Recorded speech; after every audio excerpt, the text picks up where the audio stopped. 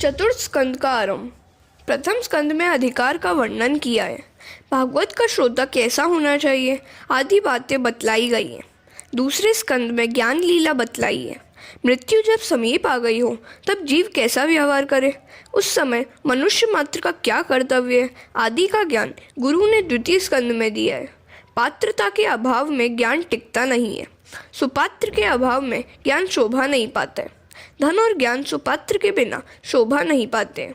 जब तक ज्ञानी क्रियात्मक नहीं होता तब तक वह अज्ञान जैसा ही होता है। बहुत जानने की अपेक्षा तो जितना जान लिया है उसे जीवन में उतारने का प्रयत्न करना चाहिए। ज्ञान जब तक क्रियात्मक न बन जाए तब तक उसकी कोई कीमत नहीं होती। जब ज्ञान क्रियात्मक होता है तभी वह शांति देता है। ज्ञान को शब्द रूप ही मत रहने दो, उसे क्रियात्मक बनाओ। विचार करने पर ज्ञान होता है कि ज्ञान का अंत न कभी हुआ और न कभी होने वाला है।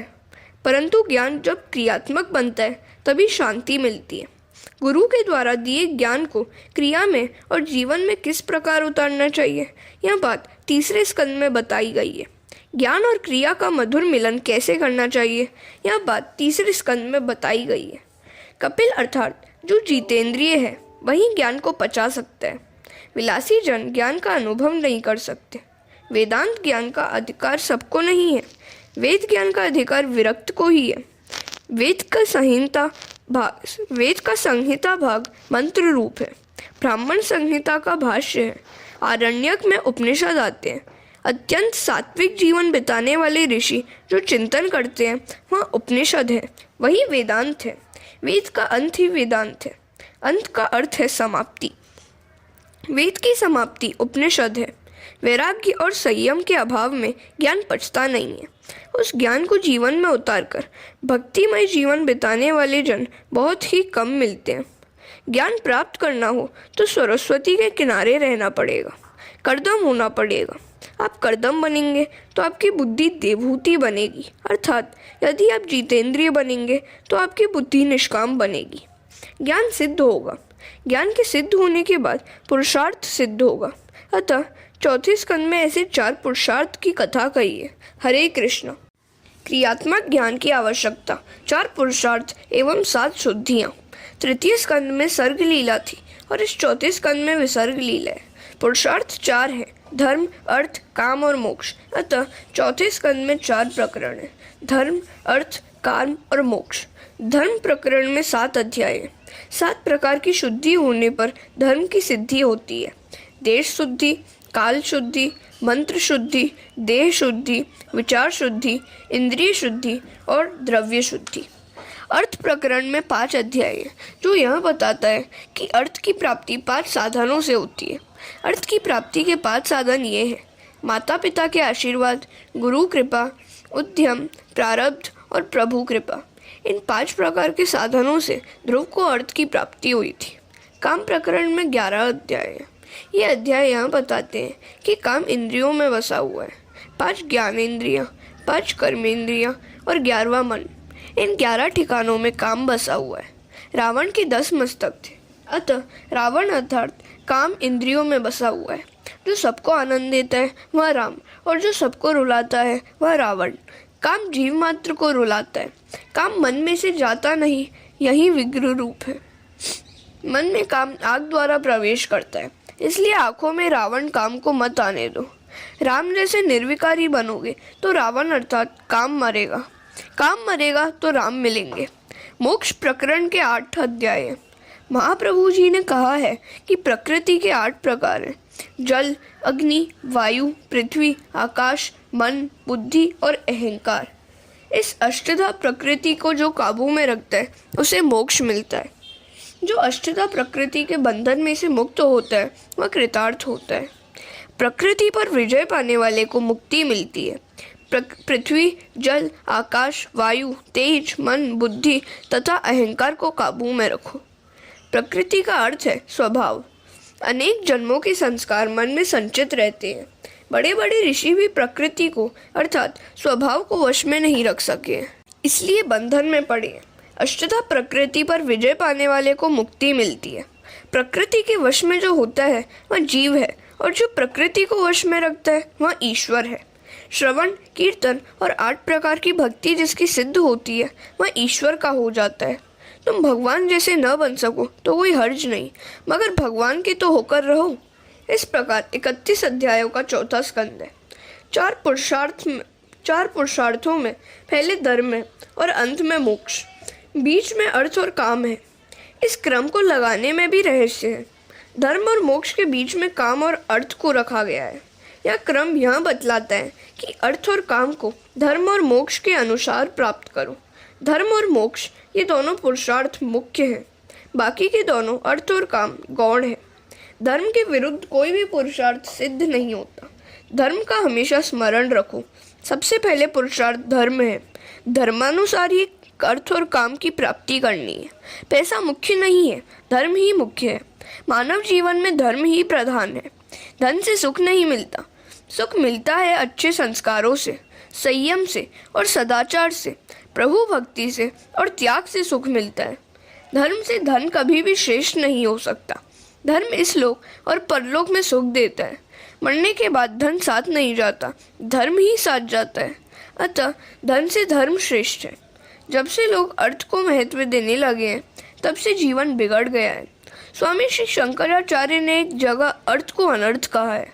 अर्थ अनर्थ भावय नित्यम। जब मनुष्य धर्म को धन से विशेष समझता है तब जीवन सुधरता है। अर्थ को धर्मानुकूल रखो। जो अर्थ धर्मानुकूल नहीं होता वह अनर्थ है। देश को संपत्ति की जितनी जरूरत है इससे अधिक अच्छे संस्कारों की जरूरत है। तुम अपने जीवन में धर्म को सबसे पहला स्थान दो। जीवन में जब काम सुख और अर्थ गौण बनता है तभी जीवन में दिव्यता आती है। दिव्यता का अर्थ है देवत्व। धर्म की गति सूक्ष्म है। धर्म भी अनेकों बार अधर्म बन जाता है। सद्भावना के अभाव में किया गया धर्म सफल नहीं होता। सत्य का अर्थ है ईश्वर। ईश्वर का भाव जो मन में प्रत्यक्ष सिद्ध करे उसी का धर्म पूर्णतः सफल होता है। मनुष्य को शत्रु बाहर नहीं है, वे तो मन के अंदर ही है। अंदर के शत्रुओं को मारोगे तो जगत में तुम्हारा कोई शत्रु नहीं रहेगा। धर्म क्रिया सद्भाव के बिना सफल नहीं होती। जगत में किसी भी जीव के प्रति कुभाव रखोगे तो वो जीव भी तुम्हारे प्रति कुभाव रखेगा। सभी क्षेत्रों में क्षेत्रज्ञ रूप से परमात्मा बसे हुए हैं, इसलिए किसी भी जीव के प्रति कुभाव रखना ईश्वर के प्रति कुभाव रखने के बराबर है। शास्त्र में तो यहाँ तक कहा गया है कि किसी जीव के साथ तो क्या, किसी जड़ पदार्थ के साथ भी कभी कुभाव नहीं होना चाहिए। कहा गया है सुहृद सर्वभूतानाम। ऐसा नहीं कहा गया है कि सुहृद सर्वजीवानाम। जड़ पदार्थों के साथ भी प्रेम करना है। सब में सद्भाव रखो, अर्थात जड़ पदार्थों के प्रति भी प्रेम रखो।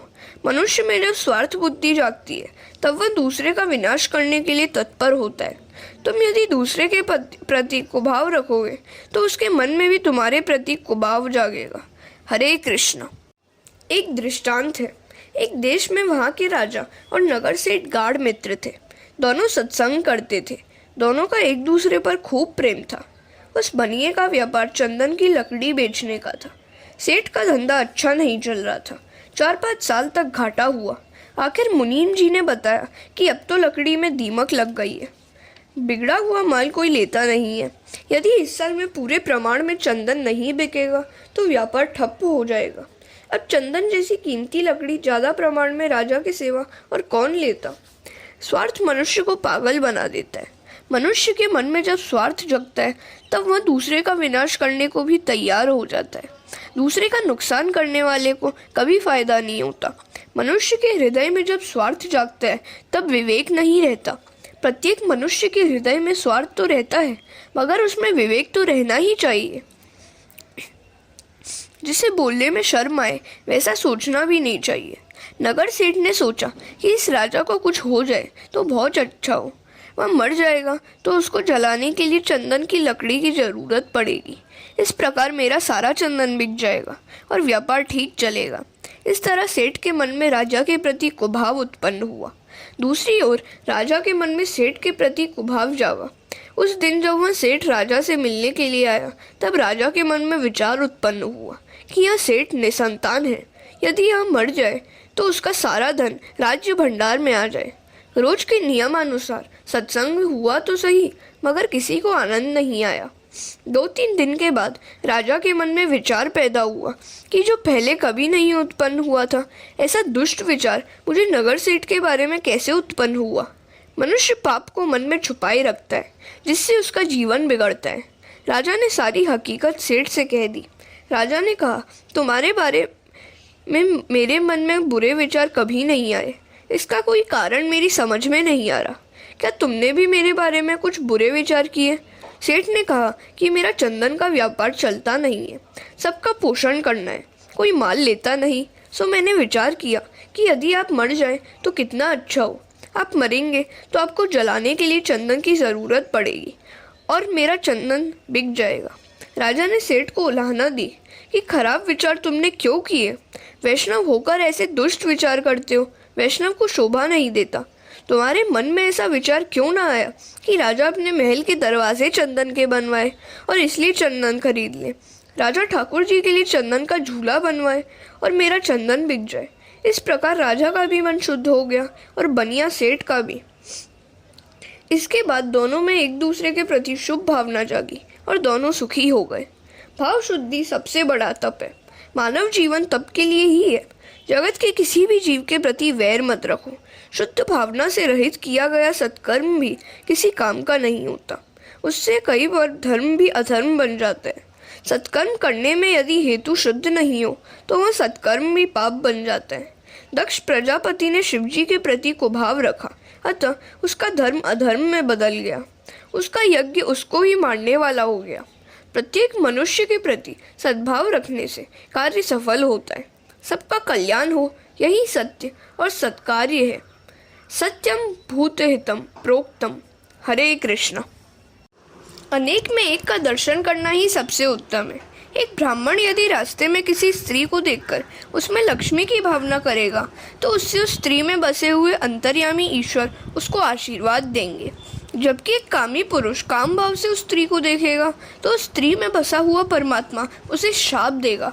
सभी में ईश्वर भाव रखो। यदि तुम सब में ईश्वर भाव रखोगे तो दूसरे भी तुम में ईश्वर भाव रखेंगे। कई बार धर्म भी अधर्म बन जाता है। उसका कारण यह है कि धर्म करने वाला सब में संभाव नहीं रखता। सब में संभाव रखना ही सबसे उत्तम धर्म है। सब में संभाव रखोगे तो सुखी होगे। सद्भाव का अर्थ है ईश्वर का भाव। सब में जो ईश्वर का भाव रखता है वह सुखी होता है, उसका धर्म भी सफल होता है। किसी भी जीव में कुभाव रखने वाले का धर्म सफल नहीं होता। महाभारत में हम देखते हैं कि श्री कृष्ण कई बार अधर्म करते हैं, किंतु उनके मन में सबके लिए सद्भाव ही होता है, इसलिए उनका अधर्म भी धर्म बन जाता है। महाभारत के कर्ण पर्व में, द्रोण पर्व में इसी विषय में दृष्टांत मिलते हैं। कर्ण पर्व में कहा गया है कि जिस समय कर्ण अपने रथ का पहिया जमीन से निकाल रहा था और निशस्त्र था, उसी समय भगवान ने अर्जुन से कहा कि तू उस कर्ण को मार। कर्ण कहता है, युद्ध शास्त्र का नियम है कि जब शत्रु निशस्त्र हो उस समय उस पर प्रहार न करो, अतः अर्जुन को मुझ पर प्रहार नहीं करना चाहिए। तब श्री कृष्ण कर्ण से कहते हैं, कर्ण, तुमने आज तक धर्म का कितना पालन किया है? तुमने स्वयं तो धर्म का पालन किया नहीं है और दूसरों को धर्म पालन करने का उपदेश देते हो। भरी सभा में द्रौपदी का अपमान किया गया, उस समय तुम्हारा धर्म कहाँ गया था? इस प्रकार द्रोण पर्व में कथा आती है। द्रोणाचार्य पांडव सेना का विनाश कर रहे थे। श्री कृष्ण ने सोचा यह बुड्ढा मरेगा नहीं तो अनर्थ होगा। इतने में अश्वत्थामा नाम का हाथी मारा गया। श्री कृष्ण ने सोचा कि यदि द्रोणाचार्य को कहा जाए कि तुम्हारा पुत्र मारा गया है तो पुत्र शोक के कारण ये युद्ध बंद कर देंगे। यह सोचकर उन्होंने घोषणा करवा दी कि अश्वत्थामा मारा गया। द्रोणाचार्य ने सोचा कि बेटे को तो मार दिया गया है, अब युद्ध क्यों करूं? परंतु यदि धर्मराज युधिष्ठिर कह दे कि अश्वत्थामा मार दिया गया है तो मैं सच मानूं। युधिष्ठिर से भगवान कहते हैं, बोलो अश्वत्थामा मारा गया। युधिष्ठिर कहते हैं कि राज्य के लिए मैं असत्य कैसे बोलूं? भगवान कहते हैं कि दुर्योधन पापी है, वह मरेगा तो सुखी होगा और जीवित रहेगा तो अधिक पाप करेगा और दुखी होगा, जिससे सबका कल्याण हो, वही सत्य है। द्रोणाचार्य ब्राह्मण होकर भी अधर्मी दुर्योधन की सहायता कर रहे हैं, वे पाप कर रहे हैं। द्रोणाचार्य अगर युद्ध छोड़ दे तो उनसे ज़्यादा अधर्म नहीं होगा। इसलिए कहता हूँ कि बोलो अश्वत्थामा हतः। भगवान ने बहुत आग्रह किया, इसलिए युधिष्ठिर को बोलना पड़ा कि अश्वत्थामा हतः। असत्य बोलने का पाप न लगे, इसलिए वे उसके बाद बोले कि नरो वा कुंजरो वा, परंतु वे अंतिम शब्द किसी को सुनाई नहीं दे। इससे पहले प्रभु ही ने जोर से शंखनाद कर दिया, अतः ये शब्द किसी को सुनाई नहीं दिए। दक्ष प्रजापति का यज्ञ रूप धर्म शिवजी के प्रति कुभाव रखकर करने के कारण अधर्म बनकर उसको ही मारने वाला बना। दूसरी तरफ श्री कृष्ण का असत्य भाषण रूप अधर्म भी सबके कल्याण के लिए किया गया होने के कारण धर्म रूप बन गया।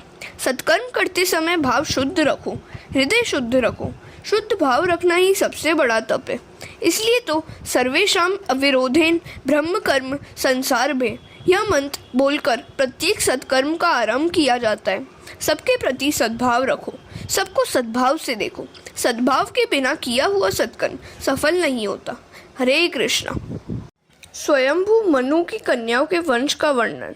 मैत्रेय जी कहते हैं, मनु भगवान के यहाँ 3 कन्याएं हुई, एक आकुति, दूसरी देवहूति और तीसरी प्रसूति। देवहूति की शादी कर्दम के साथ हुई थी। उनकी 9 कन्याएं हुई थी। उन 9 कन्याओं का ब्याह 9 ब्रह्म ऋषियों के साथ हुआ था। प्रसूति का ब्याह दक्ष प्रजापति के साथ हुआ था। यह सब कथा हम कह चुके हैं। अब इन कर्दम की कन्याओं के वंश का वर्णन करता हूँ।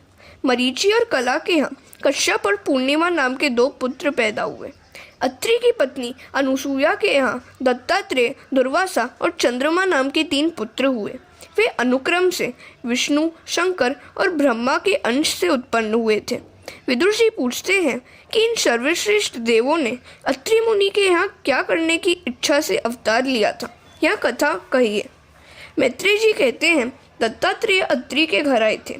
पुरुष यदि अत्रि जैसा तपस्वी बने और स्त्री अनुसूया जैसी तपस्विनी बने तो आज भी उनके घर दत्तात्रेय आने को तैयार हैं। नत्रि वह अत्रि, सत्व, रज और तम, इन तीनों गुणों का जो नाश करे और निर्गुणी बने वही अत्रि है। सत्व, रज और तम, इन तीनों गुणों में जीव मिल गया है। इन 3 गुणों से जीव को अलग होना है। तर्जनी उंगली जीव भाव बताती है, अभिमान बताती है। जीव में अभिमान प्रधान है। 5वीं उंगली सत्व गुण है। अंगूठा ब्रह्मा है, इसलिए पुष्टि संप्रदाय में प्रभु को तिलक अंगूठे में से लगाया जाता है। वेद में ब्रह्मा का नेति कहकर वर्णन किया गया है। इस जीव और ब्रह्म का संबंध सतत होना चाहिए। इन 3 गुणों में जीव मिलता है और इन 3 गुणों को छोड़कर ब्रह्म संबंध करता है। जो त्रिगुणातीत ब्रह्म स्वरूप को प्राप्त हुआ है वह अत्रि है। शरीर में जो तमोगुण है उसे रजोगुण से मारो, दूर करो। रजोगुण को सत्वगुण से मारो। रजोगुण काम और क्रोध का जनक है। सत्कर्म से सत्वगुण बढ़ता है। सत्वगुण भी बंधन करता है, इसमें भी थोड़ा अहम भाव रह जाता है। अतः अंत में सत्वगुण से ही सत्वगुण को मारना चाहिए। सत्वगुण का भी त्याग करना है और निर्गुणी होना है। यदि जीव अत्रि हो तो उसकी बुद्धि अनुसूया हो। असूया से रहित बुद्धि ही अनुसूया है। बुद्धि में सबसे बड़ा दोष असूया मत्सर है। दूसरों का भला देखकर ईर्ष्या करना, जलना, यही असूया या मत्सर है।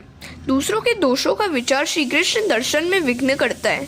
बुद्धि में जब तक असूया मत्सर होगा तब तक ईश्वर का चिंतन नहीं कर सकेंगे। भगवान का दर्शन सब में करना है। यदि जीव सब में ब्रह्म का दर्शन करे तो वह कृतार्थ होता है। जिसकी बुद्धि असूया रहित होती है वही अत्रि बनता है। तत्पश्चात दत्तात्रेय पधारते हैं। जीव 3 गुणों का त्याग करके निर्गुणी बने और बुद्धि असूया रहित बने तब ईश्वर प्रकट होते हैं। प्रभु के स्मरण से बुद्धि जागृत होती है। असूया ईश्वर के मार्ग में आगे बढ़ने में रुकावट करने वाली है। असूया ज्ञान शक्ति के मार्ग में रुकावट करती है। इसलिए किसी से असूया मत करो। जब बुद्धि अनुसूया बनती है तब वह ईश्वर का चिंतन कर सकती है। अनुसूया महान पतिव्रता है। एक बार देवर्षि नारद कैलाश में आए। शंकर समाधि में थे। पार्वती जी पूजन कर रही थी। पार्वती जी ने नारद जी को प्रसाद दिया। नारद जी कहते हैं कि लड्डू बहुत सरस है, आज आपके हाथ का प्रसाद मिला है, परंतु उस अनुसूया के घर के लड्डू आपके लड्डू से भी श्रेष्ठ है। पार्वती जी पूछती हैं कि यह अनुसूया है कौन? नारद जी कहते हैं कि आप पतिव्रता हैं, मगर अनुसूया महान पतिव्रता है। पार्वती के मन में ईर्ष्या उत्पन्न हुई। अनुसूया मुझसे भी बढ़कर है। श्री शंकर जब समाधि से जागे तो पार्वती ने वंदन किया। घर के आदमी बहुत वंदन करे तो समझ लेना कि गड्ढे में उतारने की तैयारी है। शंकर ने पूछा, देखो क्या बात है। पार्वती ने कहा कि किसी भी प्रकार से अनुसूया का पातिव्रत्य भंग हो ऐसा करो। शिवजी कहते हैं जो दूसरे का बुरा करने की इच्छा करता है उसका ही बुरा होता है, इसमें कल्याण नहीं है देवी, परंतु तेरी इच्छा है तो मैं प्रयत्न करूँगा। इस ओर नारद जी बैकुंठ में आए, लक्ष्मी जी से मिले। उन्होंने नारद जी से पूछा कि आज इतने आनंद में क्यों हैं। नारद जी कहते हैं कि वैकुंठ की महिमा तो पहले थी, परंतु अब तो अनुसूया के आश्रम के सिवा कहीं भी जाने की इच्छा नहीं होती। मैं उनके आश्रम से आ रहा हूँ, अतः अति आनंद में हूँ। लक्ष्मी जी पूछती हैं कि यह अनुसूया है कौन। नारद जी कहते हैं कि वह तो महान पतिव्रता है। लक्ष्मी जी ने श्री विष्णु जी से कहा कि आप कुछ ऐसा करें जिससे अनुसूया का पातिव्रत्य भंग हो। पार्वती का अर्थ है बुद्धि, बुद्धि विद्या में मत्सर है। लक्ष्मी जी का अर्थ है द्रव्य, द्रव्य में ईर्षा अर्थात असूया रहती है। ब्रह्माणी रजोगुण है। सावित्री ने भी इसी प्रकार ब्रह्मा जी से विनती की। शंकर, विष्णु, ब्रह्मा तीनों देवता चित्रकूट में एक साथ मिले। तीनों देवता अनुसूया के आश्रम में आए। भिक्षा मांगते हुए उन्होंने कहा कि हम भिक्षा मांगते हैं, मगर आप नग्न होकर भिक्षा दें तो हम लेंगे। अनुसूया सोचती है कि यदि नग्न होकर भिक्षा दूंगी तो मेरा पातिव्रत्य भंग होगा, और अगर भिक्षा नहीं दूं तो घर आंगन में आए हुए अतिथि वापस जाएंगे तो यह महापाप होगा, मुझे पाप लगेगा। प्रभु कहते हैं कि हमें नग्न होकर भिक्षा दो, अर्थात वे कहते हैं कि वैष्णव मुझे वासना रहित होकर भिक्षा दो। ईश्वर को वासना रहित होकर निष्काम होकर सब कुछ अर्पण करना है। अनुसूया के मन में भी कोई वासना नहीं थी। सूक्ष्म वासना भी यदि मन में हो तो ये तीन देवता उसके पास नहीं आते।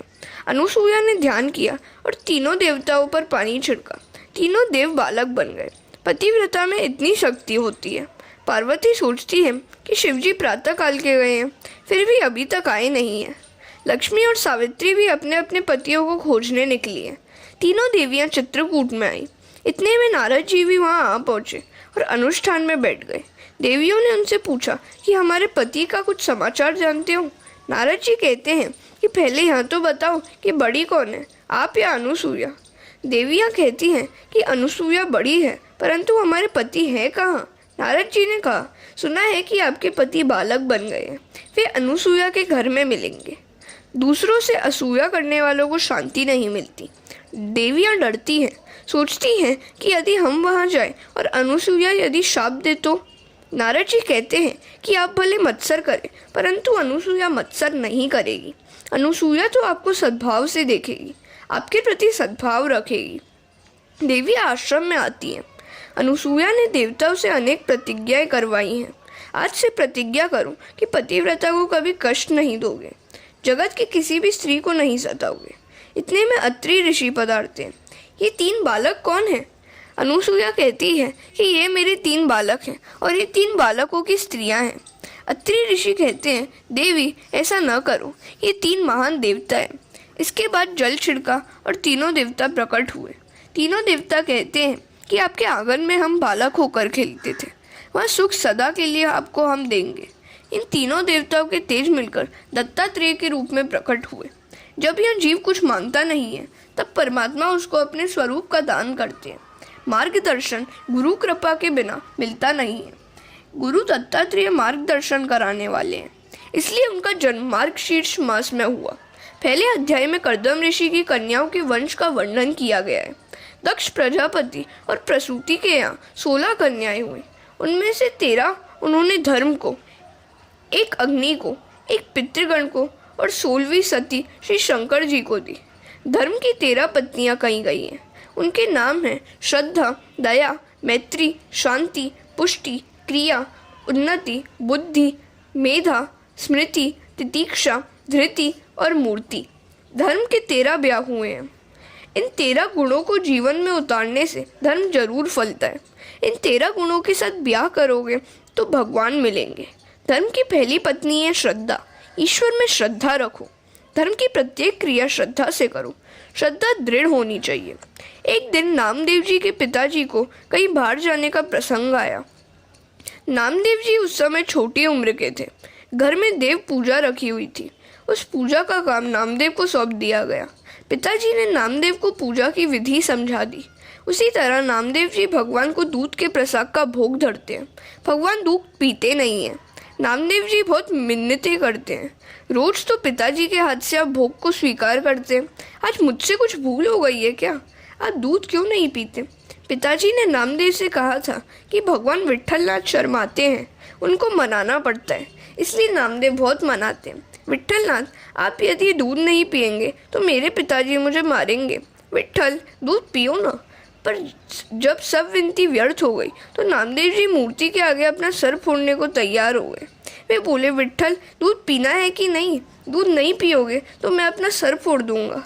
भगवान नामदेव जी की दृढ़ श्रद्धा और भक्ति देखकर प्रसन्न हुए।